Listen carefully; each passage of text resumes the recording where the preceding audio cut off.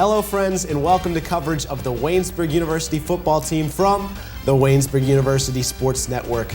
It's the final week of the regular season, and the big bad wolf, Washington and Jefferson, the Presidents, have come to John F. Wiley with aspirations of completing an undefeated season.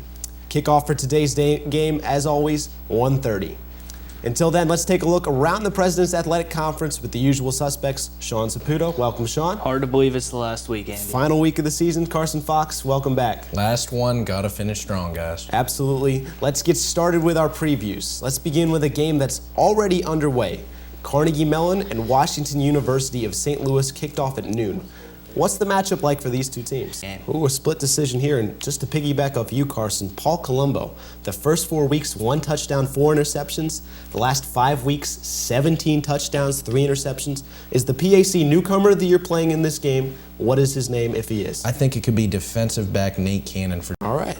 Now for the final non-Waynesburg W&J matchup of the day, Teal takes on Grove City, a team still searching for its first win, and in case this matchup needed a little bit more juice, it's the 31st meeting of these two teams for the Mercer County Cup.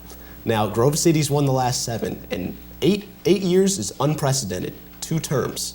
Can Teal and Ryan Radke prevent that for Grove City, a team still looking for its first win? Grove City, I think, has no chance. It's our turn to take a stab at Waynesburg and W&J.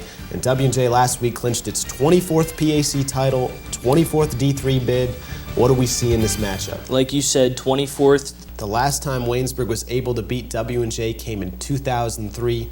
The Presidents lead the all-time series 38-3 and won last year 38-13. But that's it for us in the studio. It's that time for that matchup we've all been waiting for. Waynesburg, W&J, Nick Farrell, Lucas D. Thorne on the call, and it's coming up next. Coach Gino DeMarco is running the triple option this year. Andy Stanko, why? Well, Kyle, I had a conversation with Coach DeMarco early in this season, and we talked in depth and at length about this topic. And really, it comes down to the fact that it fits the personnel of the student athlete that Geneva gets, someone who's extremely disciplined, and this is a run-oriented team. And then it's sort of a counter-cultural move. It's not something that you see today. You see a lot of spread offenses. You see a lot of big linemen and zone blocking. And this is something they picked up immediately after the start of last season. They've been working on it in spring ball and all throughout the summer. It changes the way this team practices, the way this team lifts, the way this team conducts all of its business, conducts its recruiting. And really, the fact is Geneva possesses the football more than anyone.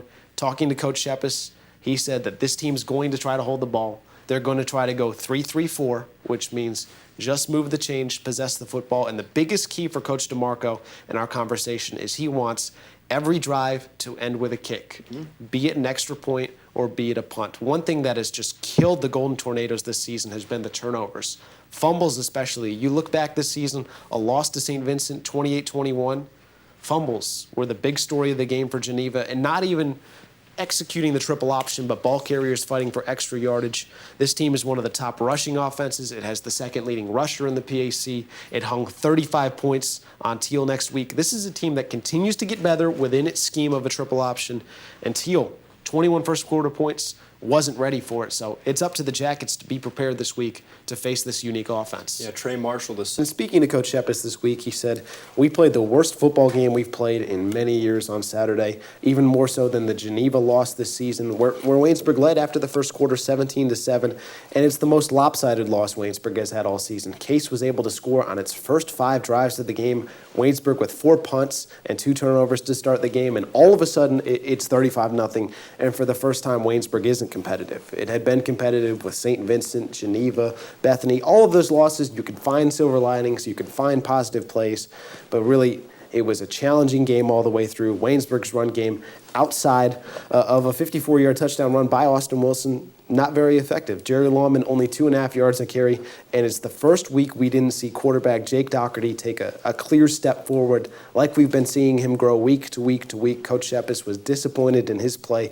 disappointed in the team's play, and it'll be challenging for Waynesburg to get back on track with a difficult defense in Westminster. You look at this Bethany College team, and it really, like Waynesburg, struggles to score the football, and that starts with quarterback play. Chase Keenmans is a first-year starter for this team, and last week against K Case Western Reserve only managed to pass 8 for 20, 77 yards, 1 touchdown, and interception. Over half of his passing yards came on a fourth quarter touchdown to Tyler Ambush. What this Bethany team does extremely well is play defense. And I was impressed by what they were able to do against Case Western Reserve last week. Held Case to 2 for 12 on third down. Case, one of the top third down teams in the PAC, as well as 4 takeaways, 2 fumbles, 2 interceptions, a red zone stop, 3 fourth down stops, despite being on the field for 36 and a half minutes. And one of the names we've heard again and again for Bethany College the last couple of years has been Donovan Hayden. And he played perhaps his best game last week in a loss to Case Western Reserve, 37-14.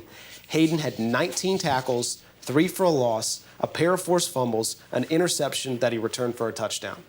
One of the finest performances we've seen out of a defensive player in my past few years of seeing this PAC.